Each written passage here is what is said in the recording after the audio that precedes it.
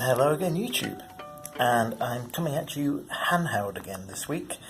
The reason I'm not doing one of my normal videos is, unfortunately, the things I was hoping to be looking at this week haven't actually arrived. So I've got some silver that should be coming as part of the Silver Forms group order from the European Mint, but because of delays of getting coins from the Royal Mint out to Estonia to then come back to the UK,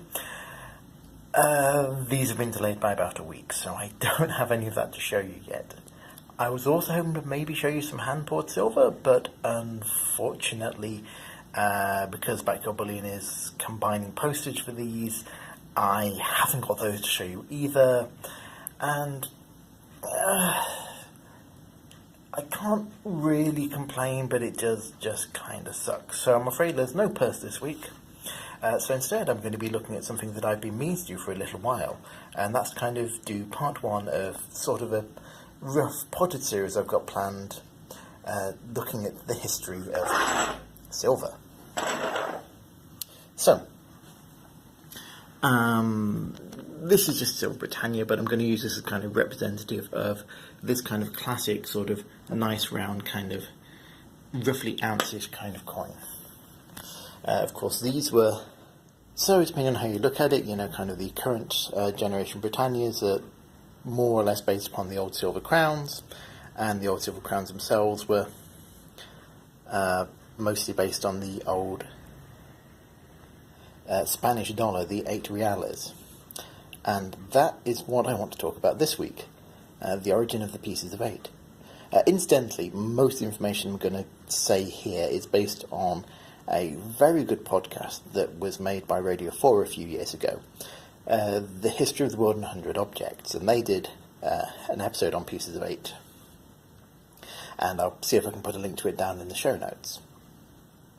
So, don't expect anything too new from here. So, Spain, as everyone knows, during the 17th and 18th centuries had a huge amount of expansion and basically controlled a large portion of South America. So people are, they're familiar with the idea of the conquistadors going over there and finding lots of gold and enriching the Spanish Empire. But actually, what may have been more of a significant factor wasn't necessarily the gold that they found, but the silver. And when I say the silver, and the silver that they found, there's one place in particular that's especially important. So, pulling out the old atlas, there is a place in what is now modern-day Bolivia where the vast majority of silver that fueled and funded the Spanish Empire was mined. And it's here, in Potosi. So I'm just going to see if I can zoom in a little. So Potosi, it's a little hard to tell on this map, but it's actually really quite high up in the Andes Mountains. You can see the dark brown spine of the mountains to the right there. And Potosi, or more specifically the mountain immediately next to the town, is phenomenally rich in silver.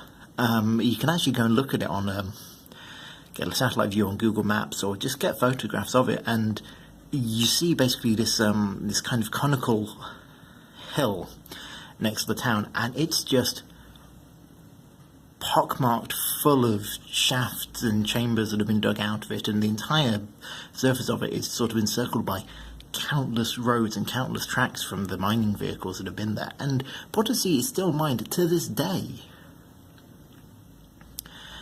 Now, when they first arrived and they, discovered Potosi, or Cerro Rico, the Rich Mountain as it's known, the Spanish basically set about, in classic colonial style, mercilessly plundering it. So, first of all, they enslaved the local population and forced them to work in the mines, and surprisingly, it turns out that getting people to work and doing incredibly physically demanding labour high up in the mountains is not a particularly good idea, and so when all the locals started dying, then they started shipping in people that they enslaved from Africa, who also then suffered horribly and died, all for the extraction of the silver, which then went on to go and essentially fund the Spanish Empire. And a little bit like sort of the Lannisters in Game of Thrones, the Spanish Empire was not a particularly sustainable model for how they functioned. Essentially what they did was they plundered and extracted as much wealth from their colonies as they possibly could, and then spent it.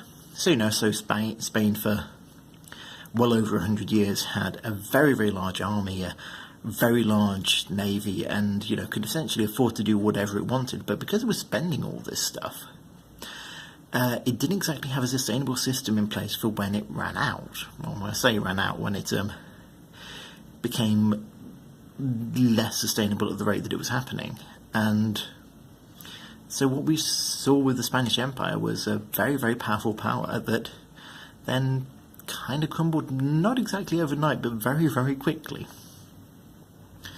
All because it became, if anything, a little too fond of the lovely shiny metals that it dug out of the ground.